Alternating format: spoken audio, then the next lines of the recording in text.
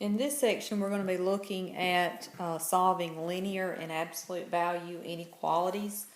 So first of all, we're going to do the linear inequalities. Just remember that linear means that your x will be to the first power, and of course inequalities, greater thans, less thans.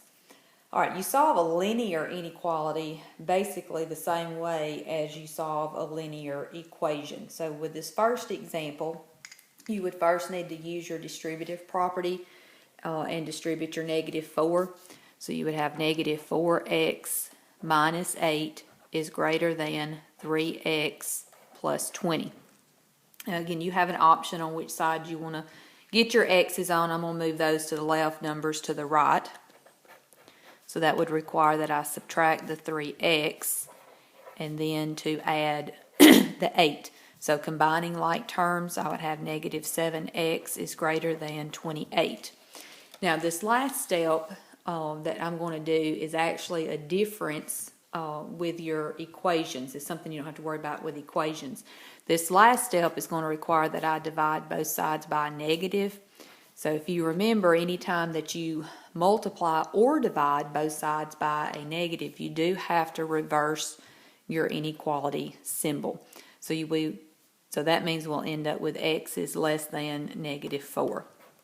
Now, I want you to also be able to take this and write it in interval notation.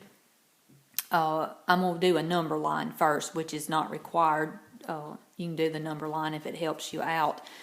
So if you're looking at this on a number line, of course here's your -4. Less than would be this way if you shaded.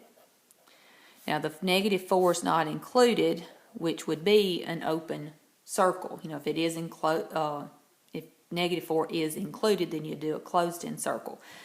Now going to the left, remember, is referred to as negative infinity. So when you do your interval notation, you always have to do it from left to right. So that means you would start off with your negative infinity, put a comma, and then of course this ends at the -4. Now I put a parenthesis next to the negative infinity. Anytime you have negative or positive infinity, always put a parenthesis next to it. Since the -4 is not included, that would also require a parenthesis. If the -4 were included, like that would be a closed-in circle, you would change this to a bracket in that case.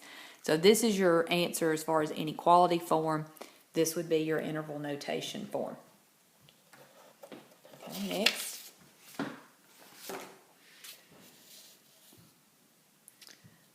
Okay, now going back to something we learned with the linear equation, since you have fractions, you can clear out the fractions first if you choose. Of course, my common denominator in this case would be 5. So I'm going to go through and multiply all of my terms by 5. So, of course, the 5 times the 7 gives me 35. Of course, here the 5's cancel, so I'm left with -4x is less than, 5's cancel, and a 3. So now all we need to do is just look at solving this equation. So I'm going to subtract my 35. So I'm left with -4x is less than -32. Divide both sides by -4. Now remember, if you're dividing or multiplying by a negative, reverse your inequality symbol. So -32 divided by -4 will give me a +8. All right, so if you look at your number line this time, of course here's my +8. Again, this value here is not included, so that would mean an open circle. Of course, greater than this time means I'd shade this direction. Of course, this direction is referred to as positive infinity. So when you do your interval notation, again, it always has to be left to right. So this time you have to write your 8 down first, parentheses since it's not included. Okay, put your comma, then put your infinity symbol, and again, parentheses always next to infinity. All right, this next example is still linear because x is to the first power, but this is a compound. Of course, you can see that you actually have two inequalities here. Like you could separate it up and do, this is greater than or equal to -6, and then you could do this is less than -3. But there's no sense in splitting it up. That just makes it harder, a little bit more work. Just leave it like it is and solve it. So when you have this type of compound inequality, what you want to do is get x by itself in the middle. So you've got this 1/2 you've got to get rid of, and you've got this -4. So your first step would be to get rid of the -4, which means you need to add it. But if you add it in the middle, you also have to add it at each end. So just make sure whatever you do to all three sections. So I'd have -2 is less than or equal to 1/2 x is less than +1. Okay, so that takes care of that term. Now I need to get rid of the 1/2. So to get rid of the 1/2, I can go through and multiply everything times 2. Okay, so at the left end, that would give me -4. Of course, here the 2's cancel, and so that just leaves me with the 1x is less than, and 1 times 2 is going to give me 2. Okay, now when you're looking at this type of answer on a number line, of course this time I have two numbers. I've got the -4 and the +2. The -4 is included because see this end has the line underneath it, which means this is included in your answer. So I'm going to go ahead and put a closed-in circle there. The +2 is not included, so that's open.